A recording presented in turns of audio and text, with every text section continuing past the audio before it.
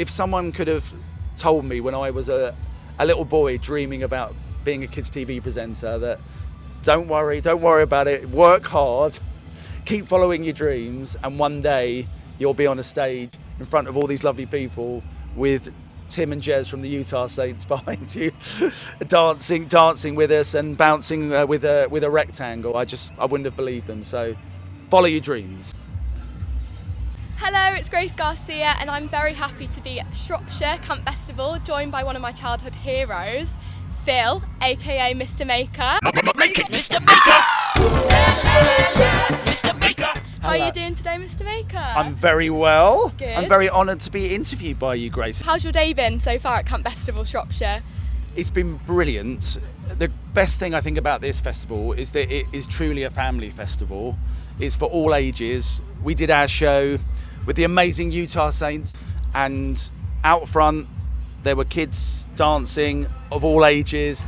There were teenagers, young adults, there were parents, grandparents, aunties and uncles, caregivers of all ages as well. And it's just an amazing family atmosphere where people all come together and enjoy music together, brilliant theatre, brilliant food, and just have the best time. If someone's not been to a Mr. Maker live show before, what could they expect coming for the first time?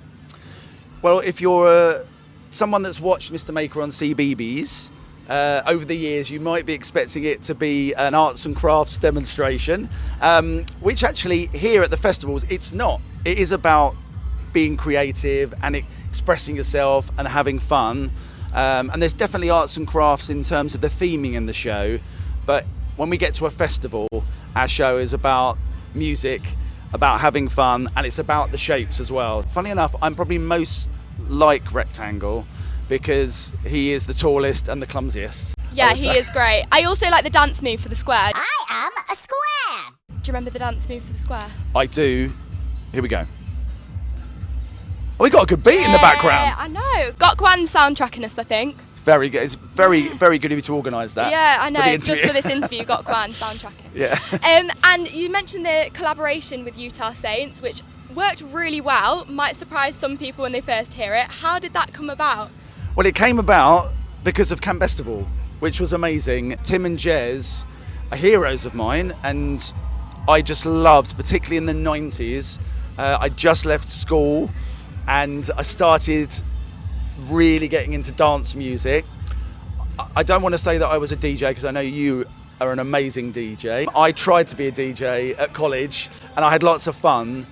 I don't think I was anywhere near being good enough to be a DJ for real, but I loved music. I loved dance music, and Utah Saints were a big part of my growing up and getting into dance music and going out and dancing with my friends. And now I'm able to come to festivals and dance with my friends, and my friends are the Utah Saints now. So that is just amazing. So it all started here at Camp Bestival. Just before this interview, I overheard someone had come up to you. They looked about, the age that they'd be starting their A-levels, maybe uni, and I overheard that they're starting a fine art course and that you inspired them when they were younger. How does that feel to hear things like that?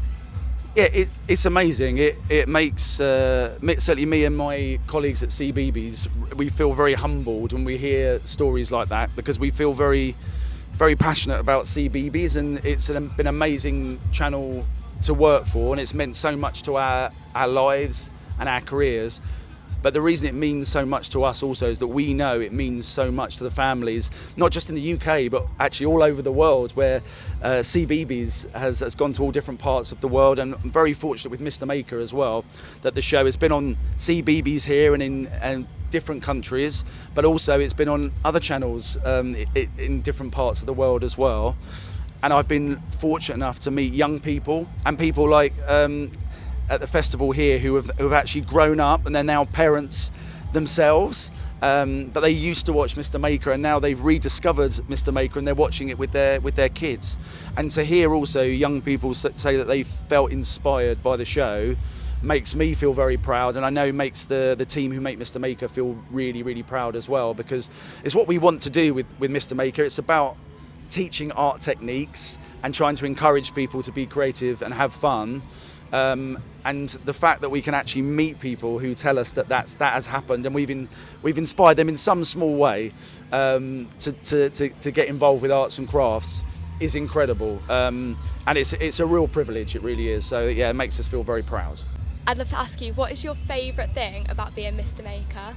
That is such a difficult question, because it sounds a cliche, but it was my dream when I was a kid to be a kids TV presenter. And I used to love, in my day, back in the day, it was called the Broom Cupboard. Okay. And my favourite, I had so many brilliant heroes of kids TV. Andy Peters, I know you'll see Andy Peters, an incredible presenter. I used to love him in the Broom Cupboard. Ed is not in a zoo, unfortunately he's here in the Broom Cupboard, but anyway. And my hero was also Neil Buchanan, who presented Art Attack. But what about a picture using wobbly lines? And I love those. I just loved watching them present, and I just wanted to be a kids TV presenter so much. So to answer your question, the thing for me, it's quite simple actually, is that I've been able to do it. It's a dream come true, literally, for me to be a kids TV presenter. And also now, like, I never dreamt when I got the Mr. Maker job 17 years ago. Wow. Long time ago. So how old were you? How old were you when Mr. Maker started? It was 2007. So I would have been 5. See, you were one of the first CBeebies Yeah, audiences I properly grew up with Mr. Maker. to watch the show. You see, that's Yeah. so cool. That's so cool. And it was a long time ago, and we never dreamt when those first series came out that there would be even a live show, one live show, let alone been able to take different live shows around the world and to festivals as well, and to perform with the Utah States. Like, if someone could have told me when I was a little boy dreaming about being a kids TV presenter that don't worry about it, work hard, keep following your dreams, and one day you'll be on a stage in front of all these lovely people with Tim and Jez from the Utah States behind you, dancing with us and bouncing with a rectangle. I wouldn't have believed them. So follow your dreams. As you mentioned, Mr. Maker has really travelled the world, literally, and on TV, and you've also got this big social media following. What is one thing you would like to say to everyone now that's watching Mr. Maker and has watched Mr. Maker in the past? Well, just really a big thank you to everyone who's watched Mr. Maker for the last 17 years. If you've been watching Mr. Maker for 17 years, or maybe even 17 seconds, maybe you're new to Mr. Maker, I just want to say thank you so much. Thank you so much if you were, like Grace, a little mini maker when we started, and now maybe you're rediscovering Mr. Maker because you've got kids of your own, or maybe, and actually some of the parents that were first watching Mr. Maker are now grandparents as well, which is really cool. That's crazy. And it's amazing, and I just want to say thank you to everyone who's watched Mr. Maker and also who's watched CBeebies and supported that channel, because we are so lucky to have the CBeebies channel, and it's responsible for some incredible programming, and CBBC as well.